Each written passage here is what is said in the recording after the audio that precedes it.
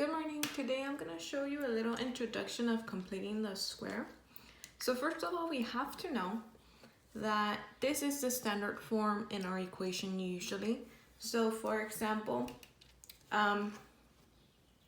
we know that A would be a number here, B could be any number, and C could be any number.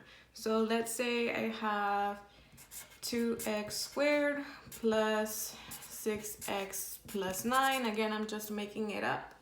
Then 2 would be my A value, 6 would be my B value, and then 9 would be my C value. So we have to understand that before we move on.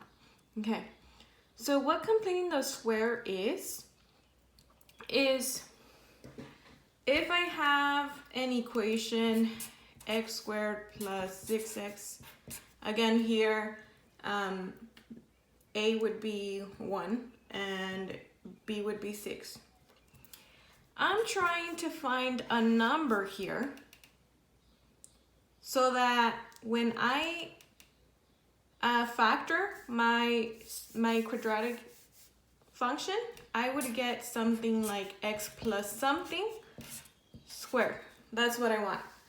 So I want to have, again, this would mean that I have x plus this number times x plus this number. So that's what I'm trying to do. I'm trying to find a number here so that I'm able to do this, so that I'm able to get the same factor twice. I'm multiplying by the same factor twice, okay? So the way we do this, and I'm gonna use this example. Let's do this as an example. So if I have x squared plus 6x, and I'm trying to find the last number so that I can do this, what I need to do is I'm gonna get the b value. So my b value is 6. And what I'm gonna do is I'm gonna divide it by 2a. So in our case, a is 1. So we're gonna divide it by 2 times 1. And then I'm gonna square all this. I'm gonna square it. Again, I'm gonna square it. So I'm gonna solve this. Right here I would have 2 times 1, that's 2. And 6 divided by 2 is 3. And 3 squared is 9. So that means that the number that I'm missing here is 9. And so now I have a complete square, completed square. And so now I can find a value that I can have x plus something squared that would give me x squared plus 6x plus 9, okay?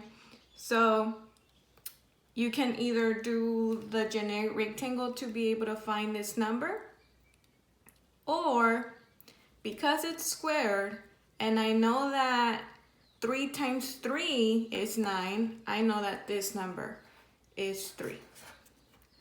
Again, if you need to be sure, you can always use your generic rectangle to solve the top equation that we found, that it was 9, the last number to complete the square. So I know this would be x squared. I know that this number would be 9. And I need 2 numbers that will add up to 6x right here. So x times x. And I know that if I have 3x and 3x, I'm gonna have 3 and 3. And so that's why we have x plus 3 squared. So this is what it means. All right, so this is just a little introduction. We will move a little bit deeper later. So hopefully this makes sense.